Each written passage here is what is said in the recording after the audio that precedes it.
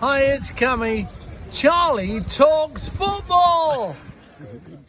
Hello everyone and welcome back to Charlie Talks Football. Now, one thing that hasn't really came around is transfer rumours regarding Newcastle United, but there's been some stuff today because we're starting to really get into the transfer window now, so we will be expecting a lot more stuff to come out. But anyway guys, make sure to subscribe as always and let's get into the video now. The Telegraph first reported that Newcastle had made an inquiry for Dominic Solanke, who plays for Bournemouth now. As you guys know, he's been on fantastic form, hasn't he, Dad? Yeah, he's been really good. And interestingly, Eddie Howe signed him for Bournemouth. And this season, his stats actually better than Isaac's. I'm not saying he's a better player than Isaac. I don't think that at all. But he's in form and he's got experience. And interestingly, Eddie Howe's got links with Bournemouth manager Andoni Iraola, who I think has improved Solanke since he's come to Bournemouth, because Eddie Howe went over to Spain to observe him when he was out of work, to observe his coaching method. So there's a link there. Personally, I think it's highly unlikely in January. I agree. Why I'll say that is because two of Bournemouth's attackers, forward players, are at the African Cup of Nations. So it wouldn't make sense for them to sell him unless they could get a replacement. But sometimes money talks. Personally, I would take it with a pinch of salt, but it is a one to keep an eye on.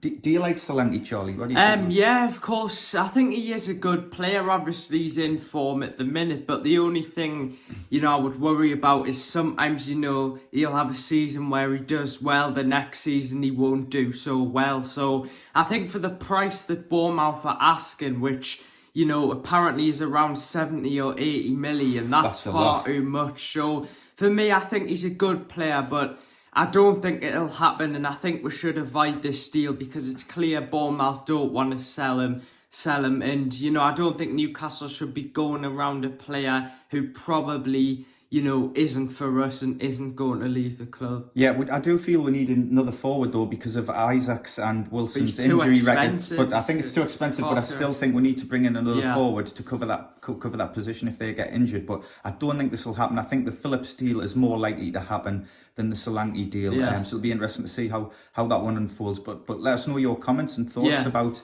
Solanke. Would you have him? He's on fire this season. He's doing really well. Would he do better in a better team or better players? Yeah, again, like you've seen, the way Eddie Howe's developed players. Joe Linton, he was brought in for 40 million. But the thing is, Solanke is doing well now. He is Premier League proven. But to be honest, I've probably got an interested viewpoint, but I don't think I want Calvin Phillips, and I'm not too sure about Solanke as well. So it's funny how the two players Newcastle are interested in. I'm not too sure. I know Phillips did very well at Leeds, but it's just I know he could be a good short-term replacement for Tonali, but I'm not sure. Yeah, I think Phillips I think he's keen on the move to Newcastle, but he wants to be reassured about game time. And with Longstaff and Bruno and Joe Linton, if Willock's back and Miley doing well, would he get game time? He hasn't played much for Man City. He is a quality player, but would he break into the team? That would be the question that he's probably asking himself when he's thinking about signing on. And then obviously there's the loan fee that Newcastle need to agree as well. But Solanke, I've seen him play a lot, and he's physical and strong, runs in the channels.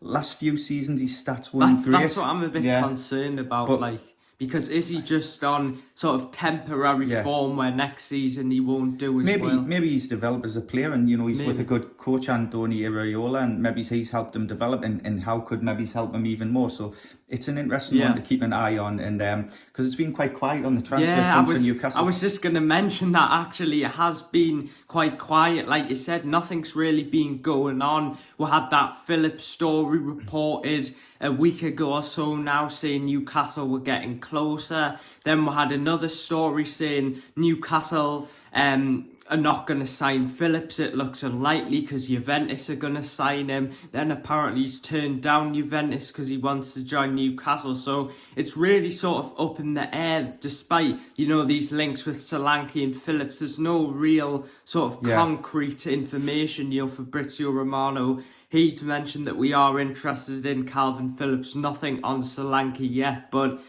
it's interesting to see, you know, the way this transfer window's going to go, because, like you said, I do agree it has been sort of a bit quiet so and it's far. gone quiet on the goalkeeper front. I mean, Dubravka's form might be, Yeah. that might be because of his form, because he's doing really well for us, because we're linked with David De Gea and a few other keepers, but nothing's materialised. So it'll be interesting to see who we do sign, if anyone, in January. Somerville, I forgot to mention him. He's been quick and direct. linked quite heavily, but we'll see what happens. So anyway, guys, make sure to subscribe, leave a like as always. We're trying to get 2,000 subscribers.